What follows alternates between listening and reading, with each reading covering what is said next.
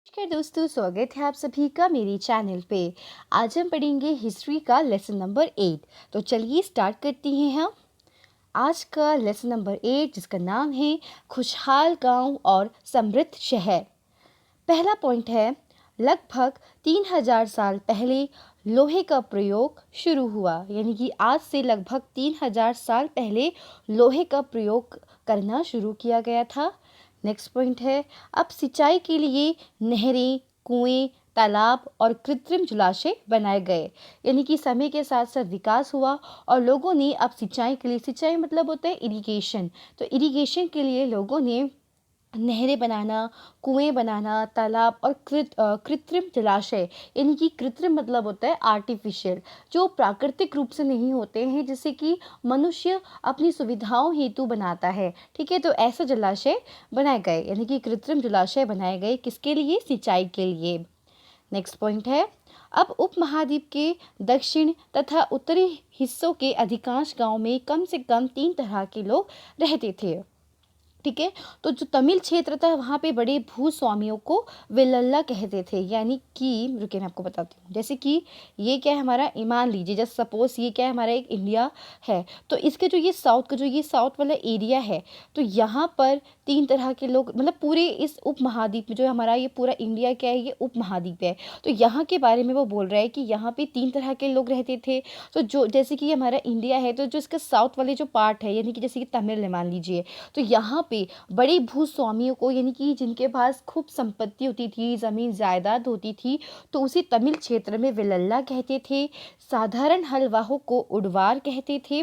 और भूमिहीन मजदूर का मतलब होता है जिनके पास भूमि नहीं होती थी, ठीक है, तो उन्हें मजदूर, दास, कडेसियार और अधिमई कहलाते थे। ये देखिए, ये नाम ना याद कर लीजिएगा आप कि इन्हें किन किन नामों से बोला जाता था। जैसे कि तमिल क्षेत्र में बड़े भूस्वामियों को विलल्ला कहते थे, और साधारण हलवाहों को उडवार कहते थे, भूमिहीन मजदूर को दास कहते थे, कडेसियार कहते थे, अधिमई, इन नामों से उनको संबोधित किया जाता था।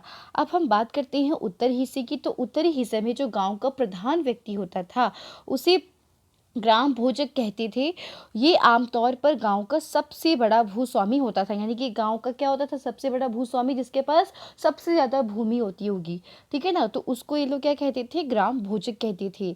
ये प्रायः राजा द्वारा नियुक्त कर वसूलने का कार्य भी करते थे। यानी कि जो टैक्स लेते थे ना राजा, गांव के जो प्रजा होती थी, अपनी प्रजा से जो वो टैक्स लेते थे, है ना, तो उसको लेने का कार्य भी इन पर सौंपा जाता था राजा के द्वारा।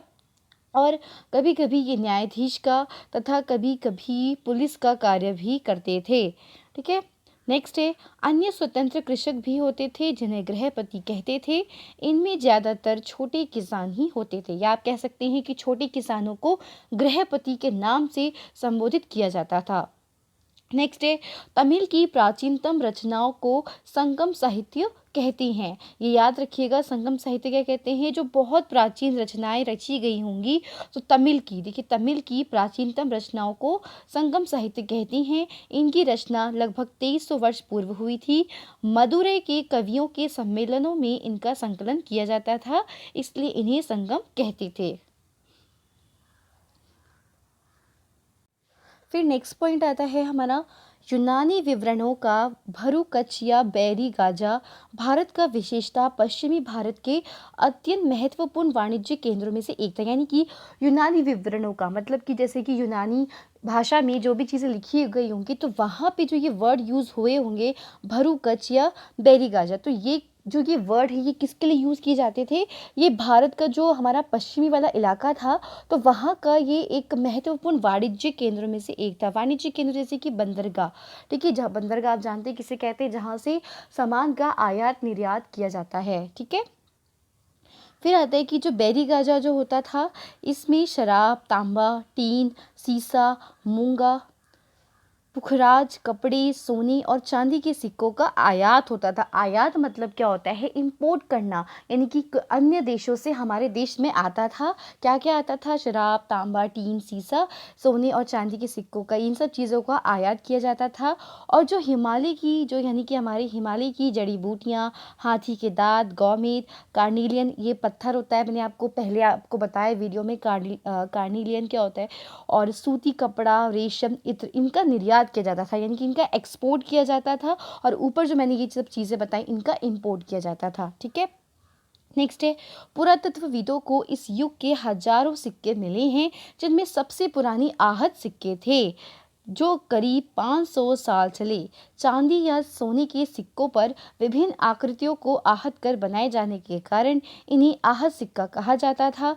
ये सामान्यतः आयताकार और वर्गाकार या गोल होते थे। ये धातु से बनाए जाते थे। इन पर कुछ लिखा हुआ नहीं था, बल्कि कुछ चिन्ह जो ठप्पे से बनाए जाते थे। ठीक है, यानी कि जो आहत सिक्के होते थे, ये सोने या चांदी के सिक्कों पर विभिन्न आकृतियों को आहत करके बनाए जाते थे, यानी कि ये बिल्कुल प्लेन सिक्के होते थे और इन पर जो डिज़ाइन दिया जाता था या जो कुछ चिन्ह दिया जाता था, किसी ठप्पे से बनाए जाते थे। ठीक है, तो इस युग के पुरातत्वविदों को बहुत सारे सिक्के मिले हैं, और जो ये सिक्के थे कम से कम 500 साल चले होंगे। नेक्स्ट है, उत्तर में वाराणसी और दक्षिण में मदुरै कपड़े उत्पादन के प्रमुख केंद्र थे। यहाँ से ये इम्पोर्टेंट है कि उत्तर में वाराणसी और दक्षिण में मदुरै, ठीक है, ये क्या थे? ये कपड़े उत्पादन के प्रमुख केंद्र थे और यहाँ पर स्त्री और पुरुष दोनों काम करते थे। नेक्स्ट है, लगभग 2200 से 1900 ईयर्स एगो अरिका मेडू एक जगह है, एक पतन था, यानी कि जो अरिका मेडू जो ये यूज़ हो रहा है, ये पुद्दुचेरी जो है उसका पहला नाम था अरिका मेडू। ठीक है, तो ये एक बंदरगाह था।